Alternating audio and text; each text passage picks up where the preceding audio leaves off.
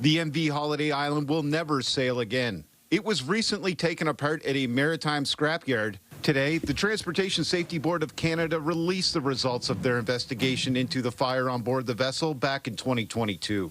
On the day of the occurrence, a temporary repair installed the day before failed, resulting in fuel spraying onto hot engine components, igniting the fire. Prior to the fire, maintenance crews used non-standard methods to patch up the ferry's fuel injection system while the replacement parts were on order.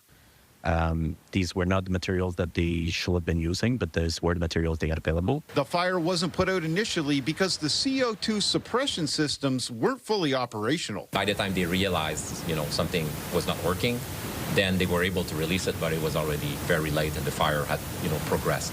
Up until that fateful day in 2022, the MV Holiday Island carried passengers in the Northumberland Strait for over 50 years. But transportation officials say the age of the ship played no factor in this incident. How it's operated, how it's maintained, the training of the crew, the operation procedures all play a much bigger role than just the age. The other key findings in the report was a lack of clarity of the safety measures amongst the ship's crew and a discrepancy of the number of passengers aboard the vessel at the time. In response to the report, Northumberland Ferries Limited said since 2022, they have taken steps to avoid similar problems in the future. These actions included enhancing our emergency training, revising and updating procedures, and strengthening operational protocols.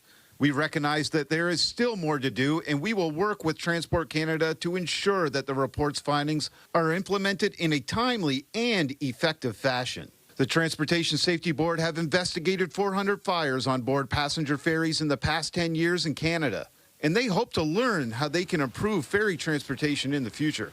Josh Smith, CTV News, Charlottetown.